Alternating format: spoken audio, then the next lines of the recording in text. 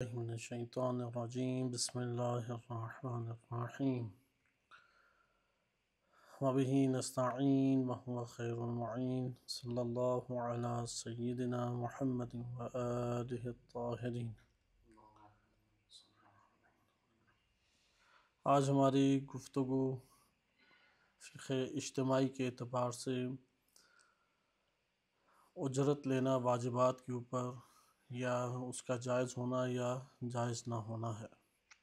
البتہ یہ پہلو ایک فرد کے عنوان سے بھی ہو سکتا ہے اور معاشرے کے اندر ایک رائج امور کے عنوان سے بھی ہو سکتا ہے، چونکہ فقہاء کرام نے اس کو تکسب یعنی کمائی کے ذیل میں اس مسئلے کو ذکر کیا ہے۔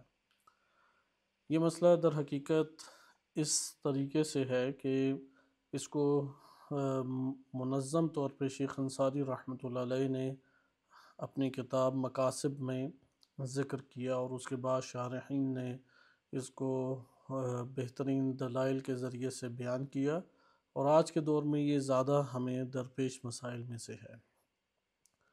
ایک اہم بحث جو مقاصد یا ہم یہ کہہ سکتے ہیں کہ مکتب اہل بیت علیہ السلام کی نگاہ میں کمائی کے اعتبار سے، اقتصاد کے اعتبار سے بحث ہے، وہ یہ ہے کہ کون سے ایسے اعمال ہیں جن کے ذریعے سے کمانا جائز ہے اور کون سے اعمال سے کمانا جائز نہیں ہے۔ مثال کے طور پہ انسان ایک عمل انجام دیتا ہے اور اس عمل کے عوض میں، معاوضے میں انسان اجرت لیتا ہے۔ لہذا یہ بحث کہ اجرت لینا یعنی ایک عمل کے مقابلے میں پیسے لینا، یہ بحث اب دو طرح سے ہم زیر بحث لا سکتے ہیں۔ پہلے اس مسئلے کو میں آپ کی خدمت میں ذرا اس کی جگہ معین کر کے عرض کروں کہ فقہی کتب میں یا ہم جو درپیش مسائل ہمیں اپنی زندگی میں پیش آتے ہیں، اس میں کس جگہ پر اس کا عمل دخل ہمارے سامنے ابھرتا ہے۔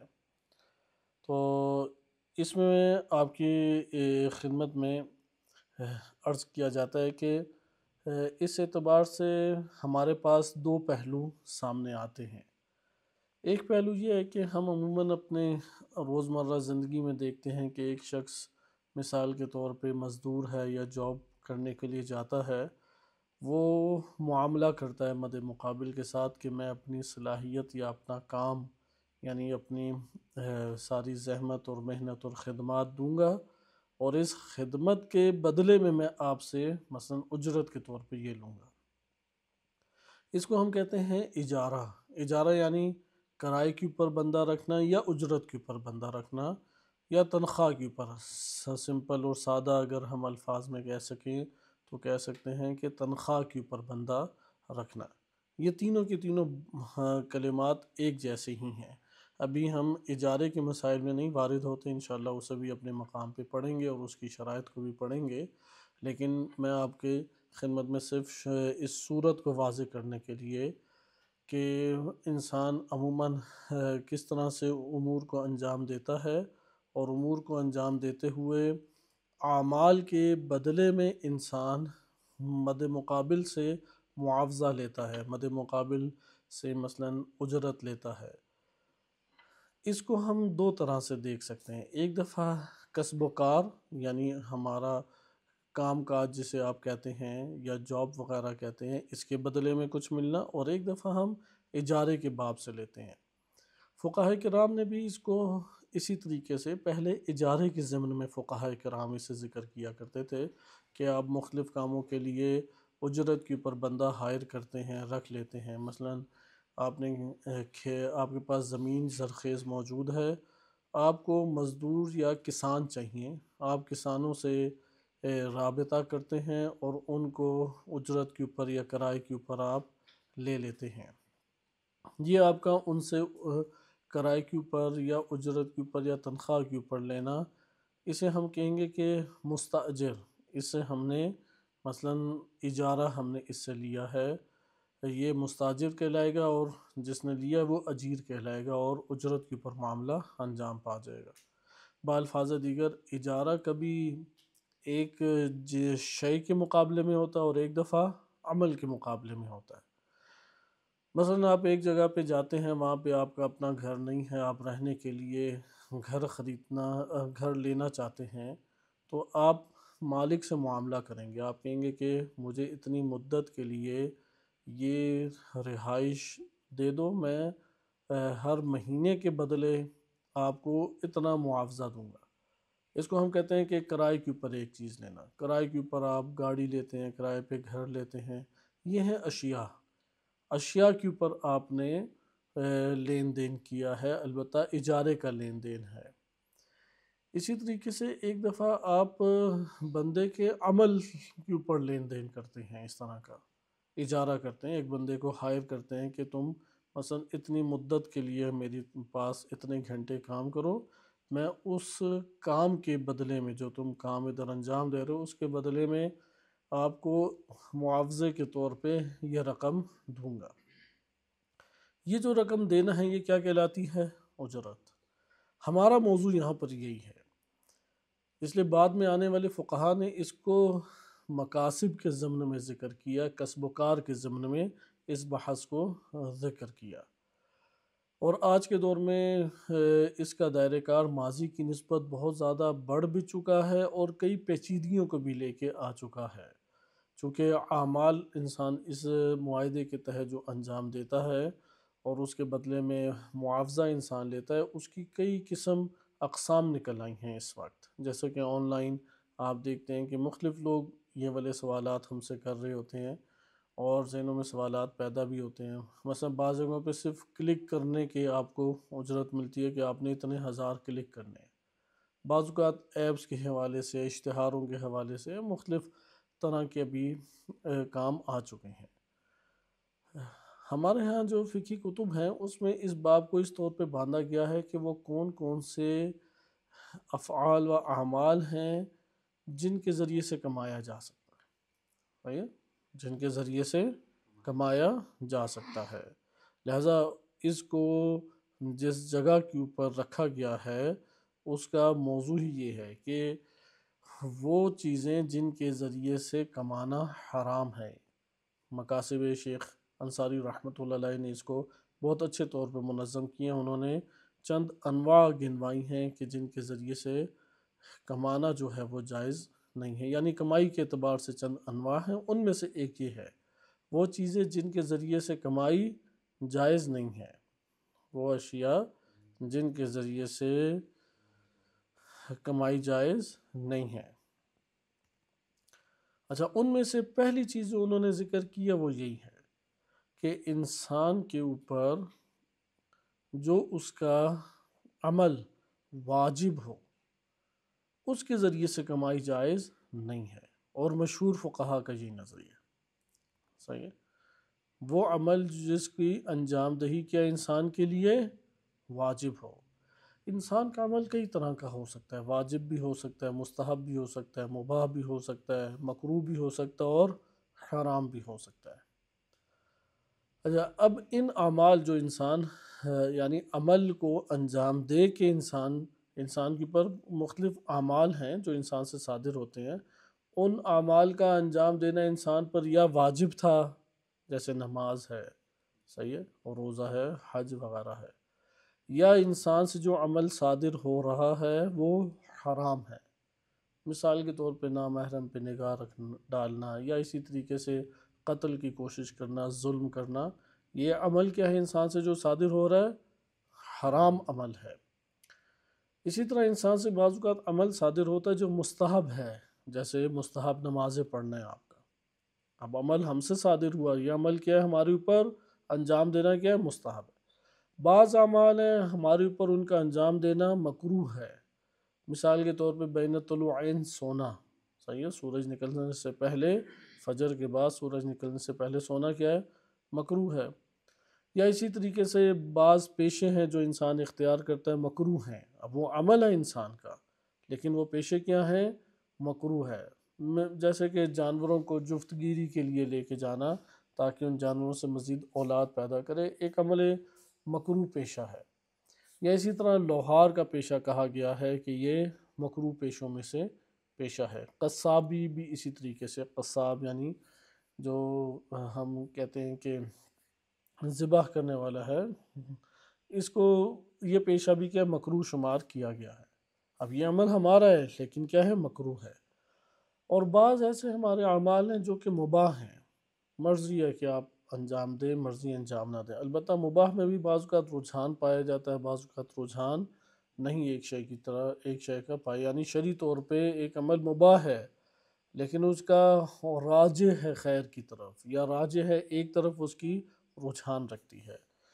خوب مباح کام ہمارے بہت سارے ہیں کہ ہم جنہیں انجام، مثلا میں کھڑے ہو کے ایک چیز بیچوں یا بیٹھ کے بیچوں، میرا عمل ہے، وہ عمل مباح قرار پائے گا آپ نے جس طریقے سے بھی بیچنا چاہتے ہیں۔ یا اسی طریقے سے اور بہت سارے ہمارے اعمال ہیں جو ہم سے انجام پاتے ہیں اور مباح قرار پاتے ہیں۔ یہاں پر تمام کے تمام انسانی اعمال میں جس عمل کا تذکرہ ہے وہ عمل کون سا ہے؟ وہ عمل ہے کہ جس کا انجام دینا ہمارے لیے واجب ہے۔ صحیح ہے؟ چونکہ حرام عمل اس کے ذریعے سے تو بلا شک و شبہ کمانا جائز نہیں ہے۔ اچھا، مکروہ عمل اور مستحب عمل ان کے ذریعے سے کمائی حرام نہیں ہے۔ صحیح، ان کے ذریعے سے کمائی حرام نہیں ہے۔ اچھا، مثلاً مستحبات ہم انجام دیتے ہیں، مستحبات کے اوپر ہم اجرت لے سکتے ہیں۔ مثلا میں کہتا ہوں کہ میں مستحب عمل انجام دوں گا لیکن اتنے پیسے لوں گا، جیسے اذان دینے کے پیسے ہیں، تلاوت کرنے کے پیسے ہیں۔ ابھی ہم اس کی طرف بھی آئیں گے، چونکہ فتاویٰ اس حوالے سے ہمارے پاس مختلف ہیں۔ ہم اپنی پوری کی پوری توجہ سب سے پہلے جس کی طرف مرکوز کریں، اپنی پوری توجہ جس کی طرف ہم لے کے آئیں، وہ یہ پہلو ہے کہ آیا وہ عمل جس کا انجام دینا میرے اوپر واجب ہے، میں اس عمل کو انجام دوں اور اس عمل کے عوض میں اجرت بھی لوں، آیا یہ جائز ہے یا نہیں؟ مثلا ممکن ہے میرے اوپر ایک عمل مستحب ہے، مثلا نکاح پڑھانا بالفرض، آیا میں نکاح پڑھانے کے پیسے لے سکتا ہوں یا پیسے نہیں لے سکتا؟ مستحب ہے، اللہ کے لیے انجام دے رہا ہوں لیکن مد مقابل اجرت بھی لے رہا ہوں۔ یا اسی طریقے سے قبر کھودنا سائڈوں پہ، یعنی قبر کھودنا تو ممکن ہے واجب ہم قرار دیں، واجب کفائیہ بھی واجبات کی طرف آتے ہیں، لیکن اس کا طولانی کرنا، لمبا کرنا، چوڑا کرنا، یہ ان کاموں کی ہی ممکن ہے کہ اجرت لی جا سکے۔ خلاصہ کلام، ایک دفعہ بس مستحب عمل میں انجام دیتا ہوں اور انجام دہی کے بدلے میں کیا لیتا ہوں؟ اجرت لیتا ہوں۔ مثلا میں کہوں گا کہ آپ نے ٹھیک ہے مسجد بنائی ہے اور یہاں پہ آپ پنجگانہ نمازوں کا اہتمام کرتے ہیں، اور آپ کی میں پیشکش کو قبول کرتا ہوں کہ میں اذان دوں گا۔ اب اذان وہ اس فرد کے لیے تو نہیں دے گا، ورنہ تو اذان باطل کہلائے گی، وہ اللہ تعالیٰ کے لیے دے گا، قربتاً اللہ دے گا، لیکن وہ کہتا ہے کہ میں اذان دینے کے پیسے لوں گا آپ سے۔ تو یہ جو اجرت لینا ہے، پیسے لینا ہے مستحبات کے اوپر، شرعاً کیا ہے؟ جائز ہے اکثر فقہاء کی نظر میں۔ اچھا، ہم آ جاتے ہیں وہ عمل جو واجب ہے، اور واجب عمل کے مقابل میں کیا لینا چاہ رہے ہیں؟ ہم اجرت لینا چاہ رہے ہیں۔ آیا واجبات کے مقابلے میں اجرت لینا جائز ہے یا جائز نہیں ہے؟ اکثر بیشتر فقہاء اس بات کے قائل ہیں کہ واجبات کے مقابلے میں اجرت لینا شرعاً جائز نہیں ہے۔ مثال کے طور پہ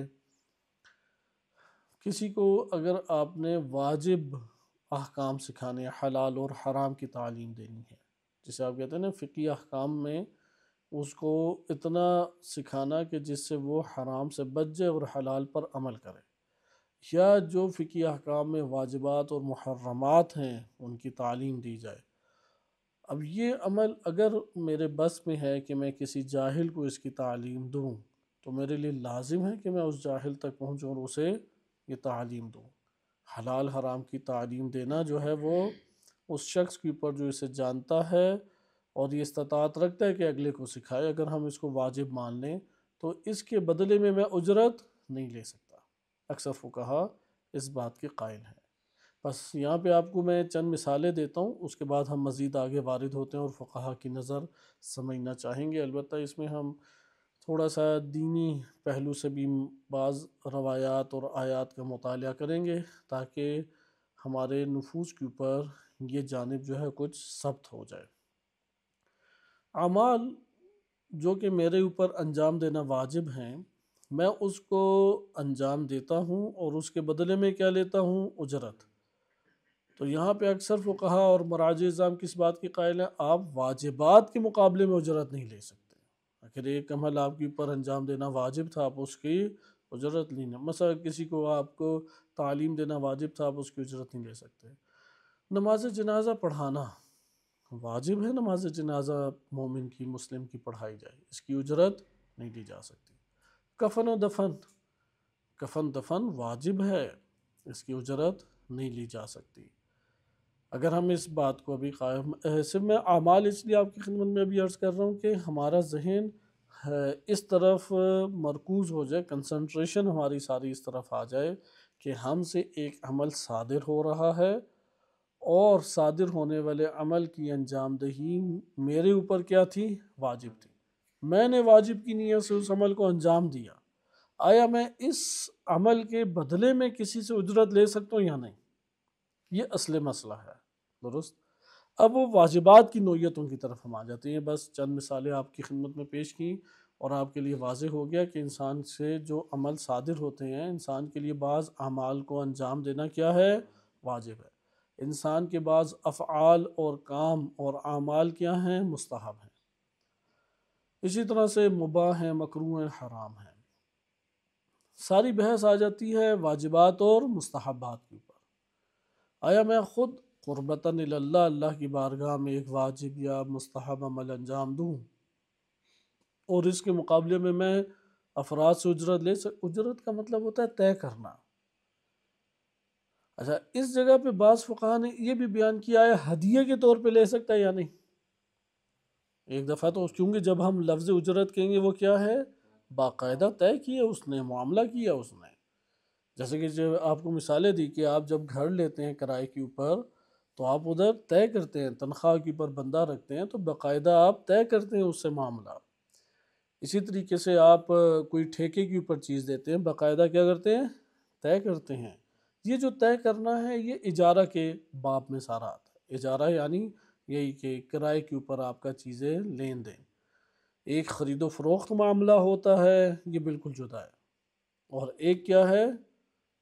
کرائے کے اوپر معاملہ ہوتا ہے جسے اجارہ کہتے ہیں۔ یہاں پہ یقیناً اجارے ہی کی نوعیتیں بنتی ہیں کیونکہ خرید و فروخت تو ہے نہیں، اگرچہ اس ٹائم جو اقتصاد ہمارے پاس جنم لے چکی ہے اس میں عمل کو فروخت بھی کیا جاتا ہے۔ اگر عمل فروخت ہوتا ہے تو وہ کس باب میں آ جائے گا؟ وہ بیع کے، خرید و فروخت کے معاملات میں آ جائے گا۔ خرید و فروخت میں جو معاملات ہوتے ہیں اس میں چیزوں کا نقل و انتقال ہوتا ہے، اس کے بھی احکام اجرت کی صورت نہیں ہے، وہ اجرت نہیں کہلاتے، وہ فروخت کرنا کہلاتا ہے۔ صحیح ہے، میں نے یہ چیز فروخت کر دی۔ لیکن ایک دفعہ ہم کیا کرتے ہیں؟ معاملے کے اوپر اجرت کے اوپر معاملہ کرتے ہیں، یعنی میں اس کے بدلے میں کیا اس سے لے رہا ہوں؟ اجرت لے رہا ہوں۔ یعنی اسے کہتے ہیں کرائے کے اوپر رکھنا، تنخواہ کے اوپر رکھنا۔ مثلا تنخواہ کے اوپر جب بندہ رکھا جاتا ہے تو ہم اس کی خدمات، وہ خدمات فروخت کرنے کے لیے نہیں رکھ رہا۔ اس کی میں تھوڑی ایک دو اور مثالیں آپ کی خدمت میں دے دیتا ہوں، چونکہ یہ آج کے دور میں زیادہ اہم مسئلہ ہمارے لیے ابھر آیا ہے۔ انسان پہلے تو اکثر دنیا میں اب بھی یہی ہے، اشیاء ہیں کہ جو خرید و فروخت میں نقل و انتقال ہوتا ہے۔ صحیح ہے، آپ نے مثال کے طور پہ ایک شے ہے، ثابت شے ہے، وہ کسی کو دی ہے اور آپ کا یہ دینا کیا کہلائے گا؟ مثلا آپ نے اسے فروخت کیا ہے۔ صحیح ہے، ثمن اسے کہہ سکتے ہیں، عربی میں مختلف نام ہے۔ بہرحال آپ نے اسے فروخت کرنے کے لیے، مبیع بھی کہتے ہیں کہ فروخت کرنے کے لیے چیز دی، اس کے بدلے میں آپ نے کرنسی لی ہے، درست؟ مثلا جیسے دکاندار دیتا ہے، چیز ہمیں دیتا ہے، اس کے بدلے میں کیا ہم دیتے ہیں؟ کرنسی۔ یہ جو کرنسی دینا ہے مثمن اسے کہا جاتا ہے۔ اچھا، اس کو ہم کہہ سکتے ہیں عوض کے طور پہ بھی ہم نے ایک چیز کو لیا ہے۔ بہرحال ہم فقہی اصطلاحات میں ابھی نہیں آتے کہ جو آج کل کتابوں میں رائج ہو چکی ہیں، سمپل انداز میں پڑھتے ہیں کہ خرید و فروخت میں معاملہ کیا ہوتا ہے، وہ بیچتا ہے ایک چیز کو، اس میں جب آپ ایک چیز کو لے لیتے ہیں تو آپ مالک اس کے بن گئے، اور اس ملکیت کے مقابلے میں آپ اگلے کو بھی مالک بنا رہے ہیں جو آپ کے پاس سے چیز جا رہی ہے، درست ہے، جو آپ کے پاس سے چیز نکل رہی ہے آپ اسے مالک بنا رہے ہیں، جیسے کہ آپ ہر روز دکانداروں کے ساتھ یہی معاملہ انجام دیتے ہیں۔ اشیاء کے اعتبار سے تو کوئی مشکل نہیں ہے مطلب سمجھنا۔ اچھا، اب آ جاتے ہیں ہم کرائے کے باب میں۔ کرائے میں بھی ہم عام دکان کرائے کے اوپر لے رہے ہیں، اچھا اسی طرح سے گھر کرائے کے اوپر لے رہے ہیں، گاڑی کرائے پہ لے رہے ہیں، بعض اشیاء ہیں کرائے کے اوپر لیتے ہیں، حتیٰ کہ یہ والا سامان بھی اب کرائے کے اوپر ملتا ہے کہ جسے یہ مزدور وغیرہ کام کرتے ہیں، کلہاڑی ہے یا ہتھوڑی ہے یا اس طرح سے دیگر چیزیں، حتیٰ کہ یہاں تک بھی آ گیا کہ شادیوں کے اوپر کئی چیزیں کرائے کے اوپر دی جاتی ہیں۔ ہاں، دلہن دولہا کا لباس ہے، بہت مہنگا ہونے کی وجہ سے کرائے کے اوپر عام بکتا ہے، گھر کرسیاں وغیرہ ہیں، برتن وغیرہ ہیں، آپ نے دیکھا یہ ساری کی ساری اشیاء ہیں۔ اشیاء کی حد تک تو ہمیں مسئلہ کوئی نہیں، ذہن تھوڑا ہمارا کلیئر ہو جائے اس لیے میں اس ڈیپتھ میں جا رہا ہوں آپ کی خدمت میں کہ یہ دو معاملے اول جدا کر لیں، خرید و فروخت الگ چیز ہے اور کرایہ الگ چیز ہے، دونوں میں طے کرتا ہے انسان۔ اس طرح کوئی 15 کے قریب معاملات ہیں جو انسان انجام دیتا ہے، مثلا قرض ایک اور الگ نوع کا معاملہ ہے، قرض کی دنیا، اسی طرح تحفے کی دنیا بالکل الگ معاملہ ہے، ہبہ ہے بالکل الگ معاملہ ہے، یا اسی طریقے سے جو اعلیٰ انعام آپ رکھ دیتے ہیں، انعام معاملہ ہی جدا معاملہ ہے، صلح ہے، آپس میں صلح کرتے ہیں، مصالحت کرتے ہیں، یہ معاملہ کاملاً جدا ہے، نکاح ہے، طلاق ہے، یہ سارے معاملات جدا ہیں، میراث اسی طرح آ جاتا ہے، وصیت اسی طرح سے آ جاتے ہیں، یہ معاملات توضیع المسائل میں بھی یہ اسی طریقے سے ہیں، یہ دو فریقین کے درمیان ہونے والے معاملات ہیں یا ایک فرد کی جانب سے انجام پانے والے معاملات ہیں۔ ہم جن دو معاملات کے اوپر بحث کر رہے ہیں پہلے ان دونوں کی نوعیت کو الگ سمجھیں، ہم انشاءاللہ تعالی آئندہ آنے والے دروس میں اجارے کو اس کی شرائط کے ساتھ پڑھیں گے اور خرید و فروخت کو بھی، تاکہ اس ٹائم جو مختلف طرح کے سوالات ہیں بٹ کوئن کے اعتبار سے یا مختلف ہمارے پاس منی چینجر ہیں ان کے کاروبار کے اعتبار سے، یا اسی طریقے سے ہمارے پاس ہوتا ہے کہ ایک چیز کو آپ فوراً بیچتے ہیں تو اس کی رقم آپ زیادہ رکھ لیتے ہیں، جیسے کہتے ہیں ڈاؤن پیمنٹ کریں تو وہ آپ کو سستی بیچ رہا ہے، لیکن اگر آپ اسے قسطوں کے اوپر لے لیں مہنگی بیچتا ہے۔ یہاں پہ یہ سارے کے سارے معاملات کے لیے خرید و فروخت کی شرائط کا ہمیں علم ہونا چاہیے، جہاں خرید و فروخت کی شرائط مکمل اتر رہی ہیں وہاں پہ ہمارے لیے معاملہ کیا ہے، وہ جائز ہے، وہ اسٹاک ایکسچینج ہو، وہ بٹ کوئن ہو، کوئی اور کرنسی کا معاملہ ہو، یا اسی طریقے سے بقیہ معاملات۔ لیکن ہماری ابھی کی جو بحث ہے اس میں چونکہ انسان فقط خرید و فروخت سے تو نہیں کماتا، انسان تو کمائی کرتا ہے اجارے کے ذریعے سے بھی، دنیا میں خرید و فروخت کے بعد ایک بڑا ذریعہ معاش کیا ہے، وہ اجارہ ہے، ہر دور میں اجارہ بہت بڑا ذریعہ معاشرہ، یعنی کرائے کے اوپر چیزوں کو دینا آپ کا۔ اب یہاں پہ اگلی نوع ہمارے پاس آ جاتی ہے، اشیاء کے اعتبار سے تو ہمارے لیے تصور واضح ہے، خرید و فروخت اور اجارے کا تصور اشیاء کے اعتبار سے ہمارے لیے کوئی مشکل نہیں رکھتا، واضح ہے۔ مشکل ہمارے لیے پیدا کہاں پر ہوتی ہے، جب آ جاتی ہے عمل کے باب میں، عمل کو فروخت کیا جائے، اس ٹائم ہمارے پاس عمل کی فروخت کے اعتبار سے بھی نوعیت آ گئی، یعنی عمل ہے، انسان اپنا عمل بیچتا ہے اور اس عمل کے مقابلے میں کیا لیتا ہے، معاوضہ لیتا ہے۔ اسی طریقے سے یہاں پر انسان اپنا عمل خدمات کے عنوان سے دیتا ہے اور اس کے مقابلے میں کیا لیتا ہے، اجرت لیتا ہے، درست ہے۔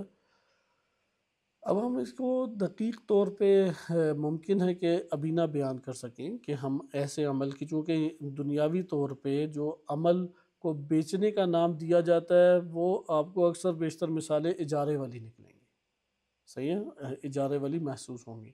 آپ مثلا مارکیٹ میں جاتے ہیں، سبزی رکھی ہوئی ہے، وہ کہتا ہے کہ میں آپ کو سبزی چھان کے دوں گا، لیکن یہ سبزی چھان کر دینے میں اس کی الگ سے اجرت لوں گا. صحیح ہے؟ تو یہ جو آپ کا سبزی چھاننا ہے، مثلا مٹر ہیں وہ آپ خریدتے ہیں، وہ کہتا ہے میں مٹر چھیل کے آپ کو دیتا ہوں لیکن اس کے اتنے پیسے لے لوں گا. آیا یہاں پہ مٹر چھیلنے کے وہ جو عمل انجام دے رہا ہے وہ اسے بیچ رہا ہے یا اجارے کے اوپر ہے؟ ہم جو مثالیں پڑھ رہے ہیں ظاہراً وہ اجارے کی صورت بنتی ہے. درست ہے؟ وہ اجارے یعنی ایک کام انجام دے رہا ہے، اس کام کے بدلے میں کیا لے رہا ہے؟ اس سے معاوضہ لے رہا ہے. اپنی خدمات کے بدلے میں وہ معاوضہ اسے لے رہا ہے، اجارے کی صورت بنتی ہے. اچھا یہاں پر کیا اس کو ہم خرید و فروخت سے بھی تعبیر کر سکتے ہیں یا نہیں؟ دنیاوی طور پہ تو یہ تھوڑے سے ہمارے پاس اختلافی مسائل آ سکتے ہیں، ابھی ہم اس میں آگے نہیں جاتے. اجارے کی ہمیں شرائط اصولاً پڑھنی چاہیے تھی لیکن اس کا وقت کم ہے. ہم نے ایک ایسے اہم موضوع کا انتخاب کیا ہے کہ اس کا کوشش کریں گے ایک حصہ ابھی پڑھیں اور ایک حصہ بعد میں پڑھ کے یہ بھی ٹاپک ہمارا ختم ہو جائے، کیونکہ ایک بڑی فہرست ہے ہمارے پاس ان موضوعات کی جو فقہ فردی و اجتماعی کے اعتبار سے ہمارے سامنے آتی ہیں. یہاں پہ ہم اب آ جاتے ہیں اعمال کے اوپر. آپ نے دیکھا کہ اعمال کے اوپر بھی معاوضہ اور اجرت کی باتیں ہوتی ہیں، عمل کے بدلے میں اجرت لینا. اب انسان ایک دفعہ ایک عمل انجام دیتا ہے، مثلا بہت سارے اعمال ایسے ہیں کہ جو ممکن ہے کہ نہ واجب ہے نہ مستحب ہے، مباح عمل ہے. آپ اس کو فروخت کرتے ہیں یا اس کے بدلے میں کرائے کے اوپر اجرت لیتے ہیں. مثلا آپ کہتے ہیں میں یہ سامان اٹھا کے وہاں تک پہنچاؤں گا، اتنے پیسے لے لوں گا. میں گاڑی کے اوپر لے کے جاؤں گا سامان، اتنے پیسے لے لوں گا. درست ہے؟ یہ نہ اس کے لیے واجب تھا اور نہ اس کے لیے یہ عمل انجام دینا مستحب تھا، اسی طرح نہ مکروہ تھا اور نہ حرام تھا، اس لیے وہ معاملہ طے کر سکتا ہے اس کے اوپر. ہم اس معاملے کے اوپر آ جاتے ہیں کہ جب ایک عمل میرے لیے انجام دینا کیا ہے؟ واجب. اگر میرے اوپر اس کا انجام دینا واجب ہے، آیا میں اس کے مقابلے میں اجرت لے سکتا ہوں یا نہیں لے سکتا؟ مثال کے طور پہ میرے لیے واجب ہے کہ میں فلاں شخص کی جان بچاؤں. اب جان جب میں بچاتا ہوں تو آیا میں جان بچانے کے بدلے میں اس سے اجرت طلب کروں گا کہ آپ اجرت دیں؟ یہ والے مسئلے امام خانی رحمۃ اللہ علیہ رہبر معظم سے آج کے دور میں پوچھے گئے ہیں، چونکہ ڈاکٹر حضرات جو ہسپتالوں میں ہوتے ہیں ان کے پاس تو مریض آتا ہے، اس کی جان بچانا لازم ہے. آیا وہ اب اس جان بچانے کے معاملے میں کیا وہ اجرت لے سکتا ہے یا نہیں لے سکتا؟ آپریشن کرنے کے مد مقابل اجرت لے سکتا ہے یا نہیں لے سکتا؟ اس کو انشاءاللہ تعالیٰ بھی ہم مطالعہ کریں گے. یعنی اس کا باب ہمارے ذہن میں واجبات کے اوپر اجرت کی جب بات آتی ہے تو صرف نماز ہی سامنے آ جاتی ہے. ادھر نماز نہیں ہے، انسان کا ہر وہ عمل جس کی انجام دہی انسان کے اوپر لازم و واجب ہے، آیا وہ اس کے مقابلے میں اجرت لے سکتا ہے یا اجرت نہیں لے سکتا؟ یہ ایک بات ہو گئی کہ اصل مسئلہ آپ کو سمجھ آ گیا کہ ہم سے ایک عمل صادر ہوتا ہے، وہ صادر ہونے والے عمل کو انجام دینا ہمارے لیے کیا تھا؟ واجب تھا. میں اس عمل کو انجام دوں واجب کے طور پہ کہ مجھ سے یہ واجب بھی ادا ہو جائے، لیکن اس کے اوپر میں معاملہ بھی کروں کہ میں یہ کام کروں گا اور اس کے بدلے میں اجرت بھی لوں گا. مثلا نماز با جماعت ہے، بالفرض آپ یہ کہہ لیں کہ ہم ابھی فرضی صورت بیان کر رہے ہیں کہ مجھے پڑھانا لازم ہے وہاں پہ، لیکن میں ادھر تھوڑی سی اپنے طور پہ زیرکی دکھاتا ہوں اور ادھر جو انجمن یا کمیٹی ہے اسے معاملہ بھی کر لیتا ہوں کہ میں پنجگانہ نماز پڑھاؤں گا، لیکن اس نماز پڑھانے کے مثلاً میں مہینے میں 40,000 لے لوں گا. نماز جماعت پڑھانا مستحب ہے، یہ یاد رکھیں، واجب نہیں ہے. صرف میں مثال سمجھانے کے لیے آپ کی خدمت میں عرض کر رہا ہوں کہ وہ کیسے معاملہ عموماً انجام دیتا ہے. مجالس بھی اسی طریقے سے آ جاتے ہیں. مجالس امام حسین علیہ السلام، اگر مجالس پڑھنا ہم یہ قرار دے دیں بالفرض واجب ہے، تو وہ کیا بانی حضرات سے یا ادھر کی کمیٹی سے مجلس پڑھنے کے مقابلے میں اجرت لے سکتا ہے یا نہیں؟ اسی طرح سے دیگر ہمارے پاس امور ہیں کہ صرف نماز اس میں نہیں ہے، کفن دفن اور میت کے صرف مسائل نہیں ہیں، یہ مسائل تمام انسانی شعبہ جات سے تعلق رکھتے ہیں. یہ جب ہمارے پاس دوسرا مرحلہ اس کا کلیئر ہو گیا، اب ہم آئیں تیسرے مرحلے کے اوپر، اور تیسرا مرحلہ اس کا یہ ہے کہ واجبات کی نوعیتیں کون سی ہیں۔ ہمارے پاس کئی مجموعے واجبات کے بنتے ہیں، مثلا واجب تعینی ہے اور واجب تخییری ہے، یہ ایک مجموعہ ہو گیا۔ واجب عینی ہے، واجب کفائی ہے، دوسرا مجموعہ ہو گیا۔ واجب موسع ہے اور مضیق ہے، صحیح ہے، وہ واجب جس کا وقت وسیع ہے، وہ واجب جس کا وقت تنگ ہے، ایک اور مجموعہ ہو گیا۔ اچھا، اسی طرح واجب تعبدی ہے، واجب توسلی ہے، یہ ایک اور مجموعہ ہمارے پاس بن جاتا ہے۔ اسی طریقے سے اور ہمارے پاس واجبات کی مختلف طرح کی نوعیتیں آ جاتی ہیں، مثلا واجب اصلی ہے اور واجب بالفرض فرعی ہے، کہ اصلی کے مقابلے میں ہمارے پاس آ جاتی ہے۔ یہ جتنی بھی اور بھی کئی مجموعے بن سکتے ہیں، ہمارے پاس جو ہماری بحث ہے اس میں صرف دو مجموعے چلیں گے، ان واجبات کو ہمیں جاننا چاہیے۔ ایک ہے واجب عینی اور واجب کفائی، اور دوسرا واجب تعبدی و واجب توسلی۔ اور بھی ہم فرض کر سکتے ہیں، آیا واجبات کے اوپر جب ہم کہہ رہے ہیں اجرت لینا جائز ہے یا جائز نہیں ہے، یہ تمام کی تمام واجبات کے مجموعوں کے اوپر جاری ہوگا یا بعض کے اوپر جاری ہو رہا ہے؟ صحیح ہے، تمام واجبات کے اوپر جاری ہو رہا ہے یا بعض کے اوپر جاری ہو رہا ہے؟ ان میں اگر ہم غور کریں، جو واجبات کی نوعیتیں میں نے آپ کی خدمت میں بیان کی ہیں، کہ اور بہت ساری ہمارے پاس واجبات بنتے ہیں۔ واجب خود ایک واجبات کے اندر مختلف اجزاء واجبات کے ہمارے پاس آ جاتے ہیں۔ یہاں پہ در حقیقت خصوصی طور پہ دو مجموعے اہم ہیں۔ البتہ جو فقہاء نے فتویٰ دیا ہے اس حوالے سے، جو کہتے ہیں کہ حرام ہیں، وہ تمام واجبات کو بیان کر رہے ہیں، اور جو کہتے ہیں جائز ہے، وہ تمام واجبات کے اوپر یہ حکم جاری کریں کہ تمام واجبات میں اجرت لینا جائز ہے۔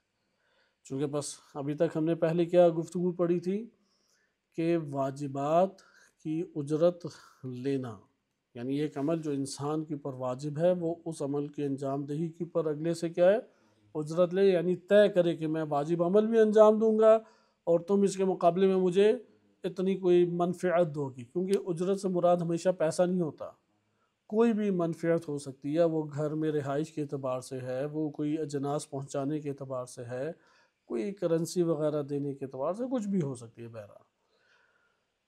اچھا، اب کون سے واجبات ادھر مراد ہیں؟ تیسرے مرحلے پہ ہماری بحث کہاں آ گئی؟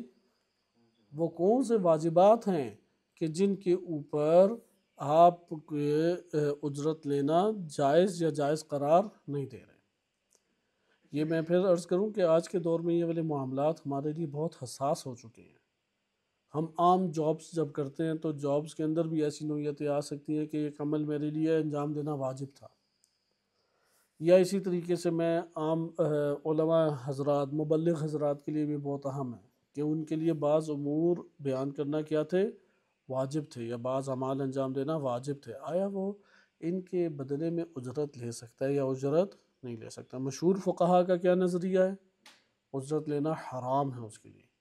بعض فقہاء کا نظریہ کیا ہے؟ اجرت لینا مطلقاً جائز ہے۔ بعض کہتے ہیں مطلقاً حرام ہے، کوئی بھی نوع واجب ہو جائے، واجب کے بدلے میں اجرت لینا کیا ہے؟ حرام ہے۔ اور بعض فقہاء کیا کہتے ہیں؟ مطلقاً جائز ہے، کوئی بھی واجب ہو اس میں اجرت لینا کیا ہے؟ جائز ہے۔ ان دو کے درمیان 7 اور اقوال ہیں فقہاء کے، ٹوٹل 9 یا 10 اقوال ہیں، یعنی 9 یا 10 نظر یا آراء ہیں، لیکن معروف ترین رائے کیا ہے؟ اجرت لینا واجبات کے اوپر حرام ہے۔ اس کے مد مقابل بعض فقہاء کیا کہتے ہیں؟ اجرت لینا مطلقاً جائز ہے۔ باقی ہم اقوال نہیں پڑھیں گے، وہ علمی دنیا میں کتب کے اندر موجود ہیں۔ انہوں نے واجبات کی تقسیم کے اعتبار سے بعض مثلاً کہتے ہیں کہ واجب توسلی میں جائز ہے، تعبدی میں جائز نہیں۔ ابھی میں آپ کی خدمت میں یہ اصطلاحات بیان کروں گا۔ بعض کہتے ہیں واجب کفائی میں جائز ہے، واجب عینی میں جائز نہیں۔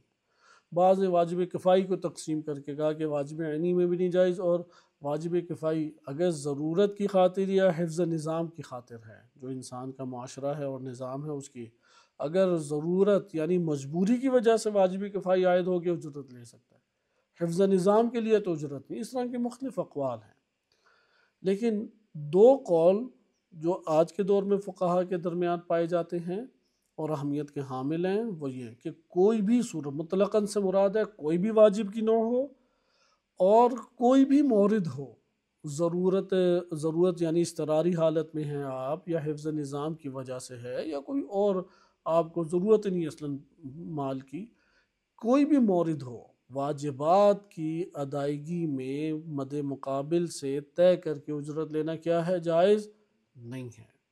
اچھا کوئی کہہ سکتے ہیں واجبات کی ادائیگی میں ٹھیک ہے اجرت نہیں لیتا، ہدیہ لے سکتا ہوں میں، تو ہدیے کے اوپر بھی فقہا نے اس طور پہ ذکر کیا ہے نہ اجرت اور نہ ہدیہ واجبات کے اوپر لیا جائے گا۔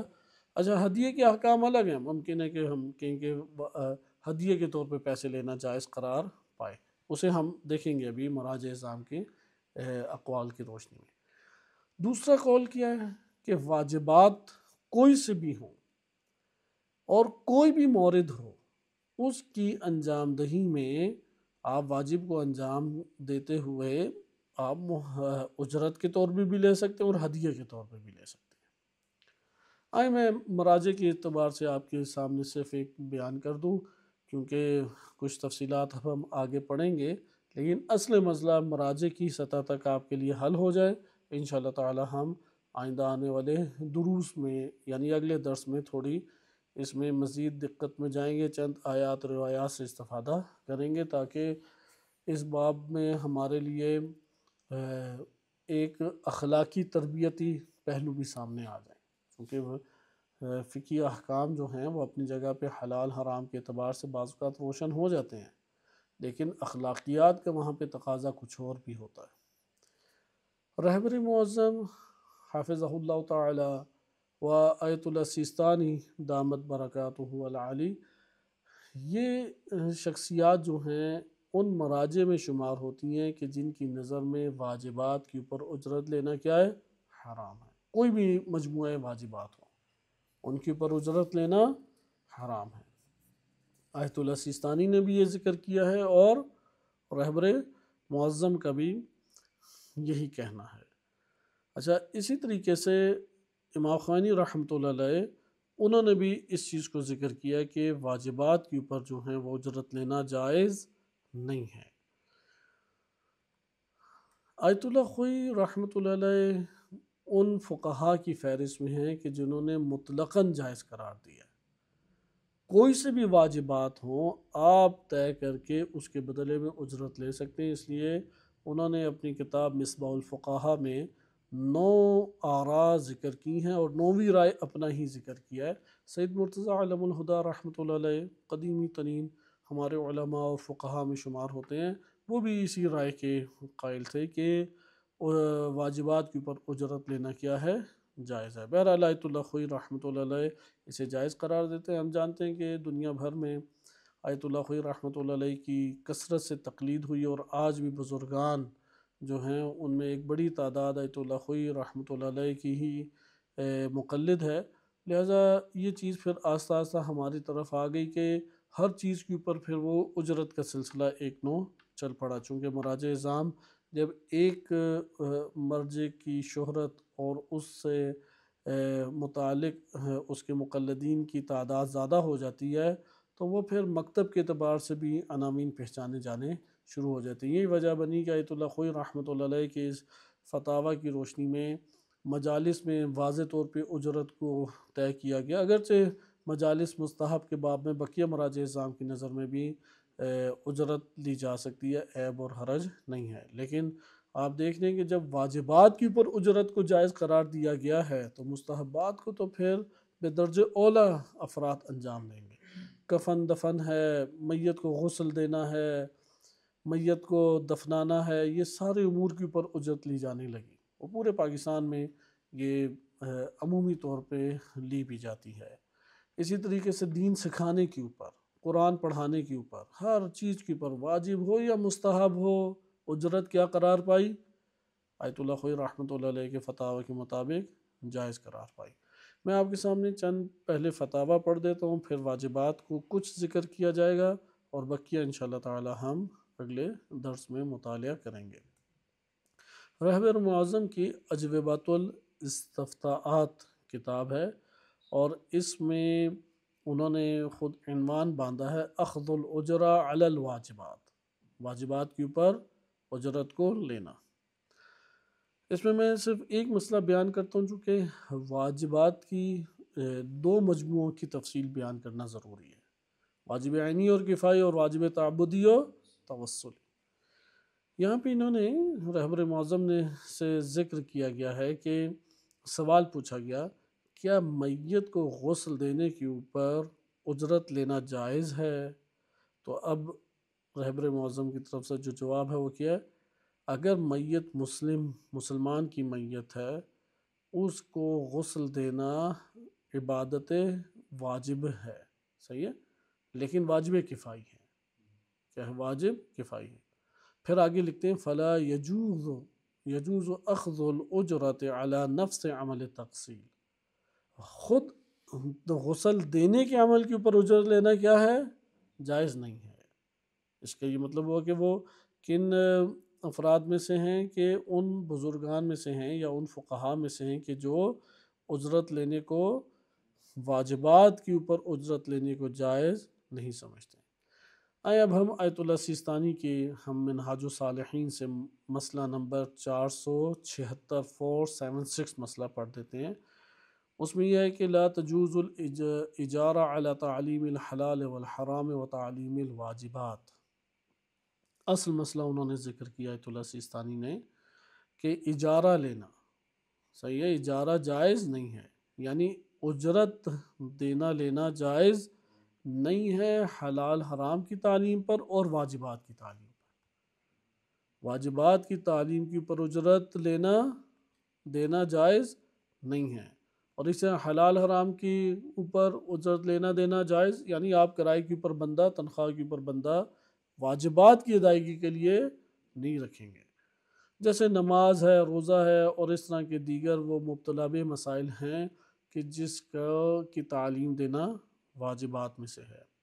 علی الاحوط وجوباً، البتہ یہ انہوں نے احتیاط واجب کی بنیاد کے پر بھی کیا ہے، کیونکہ آیت اللہ خوئی رحمۃ اللہ علیہ اس میں جواز کے قائل ہیں۔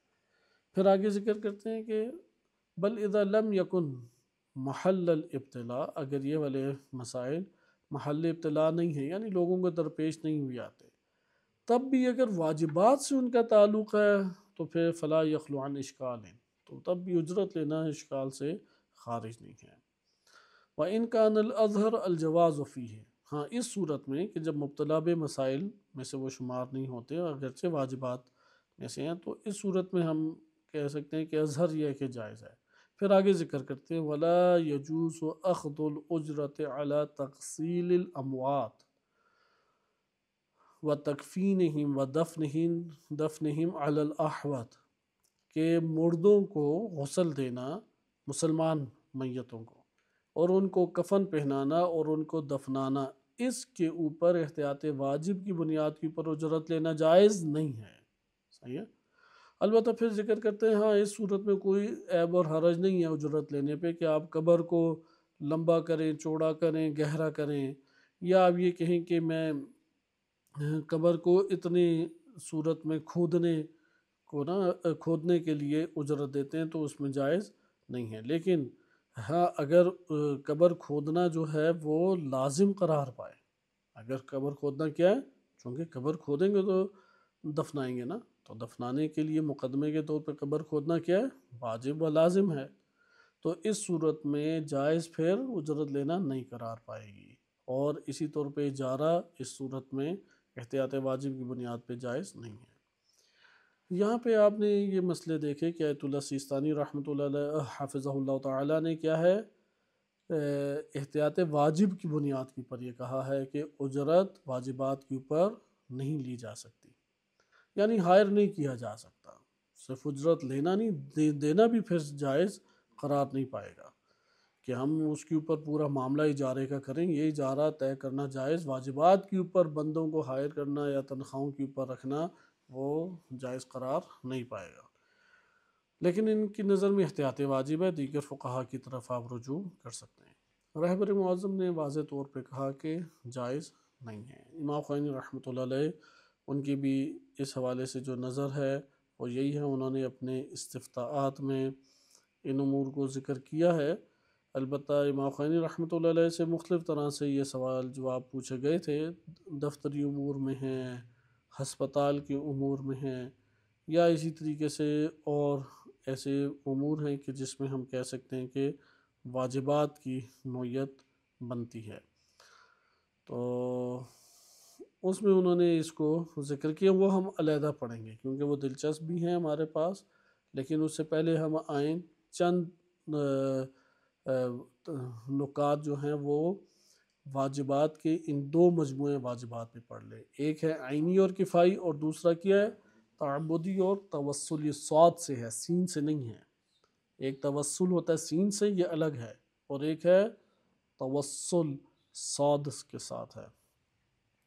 پہلے ہم دیکھتے ہیں واجب عینی و واجب کفائی۔ آسان ہے، اس کو بہت سارے افراد جانتے بھی ہیں اور اپنی زندگیوں میں اس سے آشنا بھی ہیں۔ واجب عینی کہتے ہیں کہ وہ واجب جس کو انجام دینا ہر فرد کی جداگانہ طور پر اپنی ذمہ داری ہے، ہر فرد کی اپنی ذمہ داری ہے جداگانہ طور پر، یعنی جب تک ہر فرد خود اس کو انجام نہیں دے گا تب تک وہ واجب اس سے ساقط نہیں ہوگا۔ جیسے پنجگانہ نماز ہے، پنجگانہ نماز یہاں پہ اللہ سبحانہ وتعالیٰ کو فقط ایک نماز کا پڑھنا مطلوب نہیں تھا، بلکہ ہر فرد اس کو انجام دے، یہ بھی مطلوب ہے۔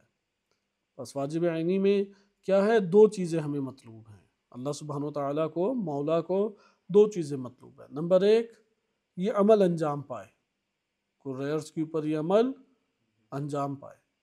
نمبر دو، اس عمل کو صاحب شرائط یعنی عاقل ہے، بالغ ہے، مستطیع ہے، ہر ایسا شخص جو یہ شرائط رکھتا ہے وہ خود انجام دے، اس کے مد مقابل کوئی دوسرا انجام دے گا تو وہ قبول نہیں ہے، وہ اس کی گردن کے اوپر عائد رہ جائے گا۔ بس یہ واجب ادا کب ہوگا، جب ہر فرد جو عاقل بالغ ہے، مسلم یا اسی طریقے سے بقیہ شرائط ہیں، اس کے پاس استطاعت رکھتا ہے، قدرت رکھتا ہے، حی ہے، یہ شرائط کا حامل انسان جب تک اس عمل کو خود انجام نہ دے یہ ساقط اس کی گردن سے نہیں ہوگا۔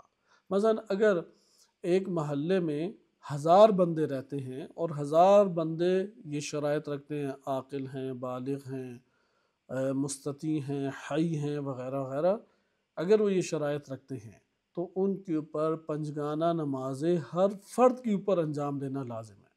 ایسا نہیں ہے کہ اگر 900 بندوں نے انجام دے دیا تو 100 بندوں سے ساقط ہو جائے گی، کیونکہ عمل کا انجام دینا مطلوب تھا۔ اگر کوئی یہ سمجھے کہ عمل تو انجام پا گیا لوگوں کی طرف سے، تو یا میری نیابت میں کسی نے انجام دے دیا، یا میں نے بندے کو ہائر کیا کہ ٹھیک ہے تم میری طرف سے انجام دے دو، یہاں پہ زندگی کے اندر واجب عینی وہ واجب کہلاتا ہے کہ جب تک وہ خود اس کو انجام نہیں دے گا تب تک وہ انجام نہیں پائے گا۔ دوسروں کے یعنی یہاں پہ اللہ سبحانہ وتعالیٰ کو فقط ایک عمل کا انجام دینا مطلوب نہیں ہے، بلکہ یہ بھی مطلوب ہے کہ وہ فرد خود انجام دے۔ صحیح ہے، واجب عینی کہ اس کو وہ خود انجام دے، اگر خود انجام نہیں دے گا تو واجب ادا بھی نہیں کہلائے گا، اس لیے وہ اپنی زندگی کے اندر ہائر کر کے اس عمل کو انجام نہیں دلوا سکتا۔ اچھا، وہ یہ نہیں کر سکتا کہ نیابت میں کوئی اس کے انجام دے دے تو وہ انجام پا جائے، ایسا بھی نہیں ہو سکتا۔ اسے کہتے ہیں واجب عینی۔ اس کے مد مقابل آتا ہے واجب کفائی، اس میں صرف ایک چیز شرط ہے، اور وہ اللہ سبحانہ وتعالیٰ کو عمل کی انجام دہی چاہیے۔ اگر اتنے افراد کہ جس سے وہ واجب کی ادائیگی شمار ہو جائے وہ انجام دے دیں تو بقیہ سب سے وہ واجب کیا ہو جائے گا، ساقط ہو جائے گا۔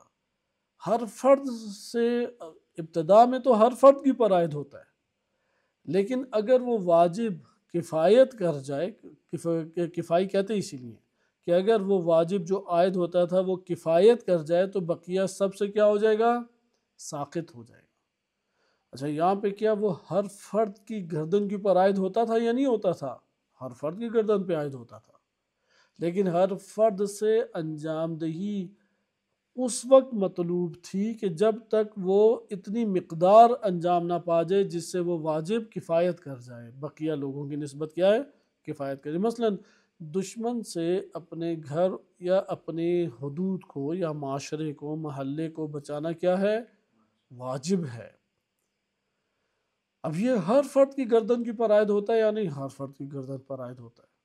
اگر اتنے افراد مہیا ہو جاتے ہیں کہ جو دشمن سے کے دفاع کے لیے کفایت کرتے ہیں، تو اتنے افراد کے میدان میں آنا اور ان افراد کے مہیا ہوتے ساتھ یہ واجب کیا ہو جائے گا؟ بقیہ سب کی گردن سے ساقط ہو جائے گا۔ بس جب تک یہ کفایت کے سطح تک نہیں پہنچتا عدد، تب تک کیا ہے؟ سب لوگوں پر واجب ہے۔ جیسے ابھی غزہ، یمن اور لبنان وغیرہ کے مسائل ہیں کہ اگر اتنی تعداد مہیا نہیں ہوتی کہ مسلمان معاشرہ وہ اپنا دفاع کر سکے، تو تمام کے تمام مسلمانوں پر واجب ہے کہ وہ دفاع کی سطح تک خدمات دیں، تمام کے اوپر۔ یہ کب ان کے اوپر ساقط ہوگا؟ کہ اگر اتنے افراد مہیا ہو گئے ہیں یا اتنے وسائل مہیا ہو گئے ہیں کہ ان کے ذریعے سے ادھر دفاع کے عمل کو انجام دیا جا سکتا ہے، تو پھر بقیہ مسلمانوں سے وہ واجب ساقط ہو جائے گا، وَإِلَّا سب کی گردن پر عائد ہوتا ہے۔ یعنی یہاں پر عمل کیا کفایت کی سطح تک انجام دینا کیا ہے؟ وہ لازم ہے، اسے کہتے ہیں واجب کفائی۔ اس کی ایک اور مثال، اگر ایک گھر میں یا ایک محلے میں کوئی مسلمان وفات پا جاتا ہے، شیعہ ہو یا سنی ہو فرق نہیں پڑتا، مسلمان اگر وفات پا جاتا ہے تمام مسلمانوں پر واجب ہے۔ کیا کیا واجب ہے؟ اول اس کا غسل، کفن اور نماز اور دفن، یہ چار چیزیں کیا ہیں؟ سب مسلمانوں کے اوپر واجب ہے۔ اچھا اب یہ واجب اگر اتنے افراد مہیا ہو جاتے ہیں کہ وہ کفایت کریں ان اعمال کے انجام دیں، یعنی ان افراد کے ذریعے سے یہ عمل انجام پا جاتا ہے، اسے کہتے ہیں کفایت کرنا۔ اگر یہ عمل انجام پا جاتا ہے تو بقیہ سب سے ساقط ہو جائے گا، اور اگر یہ عمل انجام نہ پائے سب کی گردن کے اوپر عائد اس وقت تک رہے گا جب تک یہ عمل انجام نہ پا جائے۔ اچھا اس کی ایک اور میں مثال آپ کی خدمت میں دوں، کسی شعبے یا پیشے کی ضرورت انسانی معاشرے کو لاحق ہو گئی، مثلا ایک جگہ کے اوپر کورونا پھیل گیا اور وہاں پر اب ڈاکٹر کوئی نہیں ہے۔ اب اگر ڈاکٹر نہیں بنیں گے تو کیا ہوگا؟ آہستہ آہستہ سارے مریں گے، اس لیے جانوں کو بچانا کیا ہے؟ واجب۔ اب یہاں پر سب کے لیے واجب ہو جائے گا کہ وہ کیا کریں؟ ڈاکٹر بنیں۔ لیکن اگر اس معاشرے سے بعض اتنے مقدار افراد کی نکل آتی ہے کہ وہ پڑھیں اور ڈاکٹر بنیں، اور ان کے ڈاکٹر بننے سے معاشرہ ان مسائل سے چھٹکارا پا لیتا ہے، اسے کہتے ہیں کفایت کر جانا۔ بس یہ جب واجب انجام پا جائے گا اور یہ عمل کفایت کر جائے گا، بقیہ سب سے کیا ہو جائے گا؟ ڈاکٹر بننا ساقط ہو جائے گا۔ عالم دین بھی اسی طریقے سے، ایک جگہ پہ ہے ہی نہیں عالم دین اور ضرورت بھی ہے، نکاح، طلاق، غسل، کفن، دفن اور دیگر حلال حرام کے مسائل ہیں، سب کی پر واجب ہے کہ عالم دین بنے۔ اور ادھر ایک اور مسئلہ بھی پیش آتا ہے کہ یہ جو واجب کی صورت اختیار کیے ہوئے عالم دین ہے، یہ خمس لے سکتا ہے یا نہیں؟ بعض ہیں کہ کفایت ادھر، بعض علماء کر رہے ہیں، بہرحال وہ ایک الگ مسئلہ آ جائے گا کہ یہ یہاں پہ سب کے اوپر واجب، مگر یہ کہ ادھر سے اتنے افراد نکلیں، وہ جائیں اور اہل علم بنیں۔ اگر ان کے اہل علم بننے اور لوٹنے سے اس علاقے کے مسائل حل ہو جاتے ہیں تو سب کے اوپر ساقط ہو جائے گا، وَإِلَّا ساقط نہیں ہے۔ یہ ہے واجب کفائی۔ واجب عینی اور واجب کفائی میں آپ نے تفریق دیکھی۔ آج ہم تعبدی اور توسلی۔ اب واجب عینی ہو یا واجب کفائی ہو، ہر دو صورتوں میں واجب کے اوپر اجرت لینا کیا ہے؟ شرعاً جائز نہیں ہے اکثر فقہا کی نظر میں۔ آیت اللہ سستانی کی نظر میں احتیاط واجب کی بنیاد پر اور رہبر معظم کی نظر میں احتیاط واجب کی بھی قید موجود نہیں ہے۔ آیت اللہ خوئی رحمۃ اللہ علیہ وہ جائز سمجھتے تھے مطلقاً۔ دوسرے ہم اب مجموعے پہ آتے ہیں۔ واجب تعبدی و توسلی۔ واجب تعبدی ان مجموعے واجبات کو کہتے ہیں کہ جسے قربتاً اللہ اگر انجام نہ دیا جائے تو وہ واجب ادا نہیں آپ سے ہوگا۔ لازم ہے کہ آپ قربتاً اللہ کی نیت سے آپ اسے انجام دیں، تب جا کے وہ واجب ادا ہوگا۔ مثلا ایک شخص نماز پڑھتا ہے اور نیت قربتاً اللہ نہیں ہے، تو یہاں پہ یہ واجب چونکہ تعبدی ہے، قربتاً اللہ شرط تھی، اس وجہ سے یہاں پہ اس کی نماز باطل شمار ہو جائے گی۔ غسل بھی اسی طریقے سے ہے کہ بالفرض اگر ایک انسان غسل واجب کرتا ہے کہ وقت نماز داخل ہو چکا ہے اور اس کے اوپر جنابت کا غسل بالفرض واجب ہے، تو اس صورت میں اگر وہ قربتاً اللہ نہیں کرتا تو کیا ہو جائے گا؟ اس کا غسل باطل قرار پائے گا، چونکہ یہاں پہ وہ واجب تعبدی کے ضمن میں آ رہا ہے۔ حج بھی اسی طریقے سے ہو قربتاً اللہ، جہاد بھی اسی طریقے سے ہے۔ البتہ جہاد کی ہم مثال کفائی اور عینی دونوں میں سے ہو سکتا ہے۔ تعبدی یعنی قربتاً اللہ شرط ہے۔ تعبدی کسے کہتے ہیں؟ جس میں وہ واجب جس کی ادائیگی کے لیے قربتاً اللہ شرط ہے کہ اگر اس نے قربتاً اللہ اس عمل کو انجام نہیں دیا اور تمام شرائط پوری کی ہیں، اس کے باوجود بھی کیا ہوگا؟ وہ واجب وہ اس باطل شمار ہوگا، ادا شمار نہیں ہوگا۔ اس مجموعے کو کہتے ہیں واجبات تعبدیہ۔ نماز ہے، حج ہے، روزہ ہے، عمرہ ہے اسی طریقے سے، اور بعض دیگر اعمال ہیں۔ ایک ہمارے پاس واجب ہے جس میں قربتاً اللہ شرط نہیں ہے، صحیح ہے، اس میں عمل کی انجام دہی لازم ہے، صحیح، واجب ہے کہ وہ انجام پائے لیکن قربتاً اللہ ضروری نہیں ہے۔ مثلا ایک شخص ڈوب رہا ہے اور انسان نے اسے بچانا ہے، وہاں پہ وہ قربتاً اللہ کی شرط کیے بغیر بھی اگر اسے بچا لے تو یہ کیا ہے؟ واجب تھا کہ وہ اسے بچائے، لیکن یہ واجب ادا ہوگا یا نہیں؟ ادا ہوگا، کیونکہ یہ کیا ہے؟ یہ توسلی اذا قربتاً اللہ اس کے لیے شرط نہیں ہے۔ اسی طریقے سے بالفرض انسان کو طہارت کا حصول ہے، صحیح ہے، لباس اس نے پاک کرنا ہے، چونکہ لباس پاک نہ کرے تو نماز ادا نہیں ہو سکتی، واجب ہے کہ پاک لباس پہنے۔ اب وہ پاک لباس کو پاک کرنے کے لیے کیا؟ تیز بارش ہو گئی اور اس بارش کی وجہ سے وہ کپڑے اچھے طریقے سے دھل گئے، اس نے بھی دھوئے نچوڑے آ گیا، اب وہ اللہ اکبر کہنے لگا تو سوچا میں نے تو دھوتے ہوئے قربتاً اللہ کیا ہی نہیں تھی، نیت ہی نہیں کی تھی، یا میں اوپر پھیلا کے آیا تھا، خوب بارش ہو گئی اور وہ پاک اس سے ہو گئے، لیکن قربتاً اللہ کی تو میں نے نیت ہی نہیں کی، آیا وہ پاک شمار ہوں گے یا نہیں؟ ہاں یہ پاک شمار ہوں گے، اگرچہ اس کے لیے لباس کا پاک کرنا کیا تھا؟ وہ نماز کی خاطر لازم تھا، مقدمات کے باب سے لازم تھا، لیکن ادھر قربتاً اللہ ادھر شرط نہیں تھی۔ یہاں پہ یہ ذکر کرتے ہیں فقہاء کرام کہ اگر وہ واجب جو انسان انجام دے رہا ہے وہ تعبدی ہو یا توسلی ہو، ہر دو صورت میں واجبات کے اوپر اجرت لینا اس کے لیے شرعاً جائز قرار نہیں پائے گی۔ اچھا، اب یہاں پہ یہ بحث آتی ہے کچھ روایات سے، یہ تو ہمیں معلوم ہو گیا کہ واجبات چاہے وہ عینی ہو یا کفائی ہو، تعبدی ہو یا توسلی ہو، صحیح ہے، مشہور فقہا، یہ مشہور جب ہم کہتے ہیں یعنی اکثر بیشتر فقہا، مشہور فقہا کا یہ نظریہ رہا ہے کہ اس کی اجرت لینا جائز نہیں ہے، یعنی وہ مال حرام قرار پائے گا، عقل مال بالباطل قرار پائے گا، لقمہ حرام قرار پائے گا کہ کوئی واجبات کے بدلے میں اجرت لے کے اس کو لے یا کھائے، بالفاظ دیگر اس مال کا مالک نہیں بنے گا اور شرعاً واجب ہوگا کہ مالک کو وہ مال لوٹائے، صحیح۔ اسی طرح دینے والے کے لیے بھی جائز نہیں ہے کہ وہ اس کو اس کی اجرت دے، اجارہ کرنا بھی جائز نہیں ہے کہ آپس میں معاملہ طے کرنا ہی اس کے اوپر جائز نہیں، لیکن آیت اللہ خوئی رحمۃ اللہ علیہ اس بات کے قائل ہیں کہ ہاں واجبات عینی ہوں یا کفائی ہوں، تعبدی ہوں یا توسلی ہوں، ان تمام انواع واجبات میں معاملہ طے کرنا اور اجرت کا لین دین کیا ہے؟ وہ جائز ہے۔ بقیہ انشاءاللہ تعالی اس کی ہم چند ادلہ کو اور موضوع کی تشخیص کو، کہ پہلے بھی عرض کیا تھا کہ جب موضوع متحقق ہو تو حکم شرعی جاری ہوتا ہے۔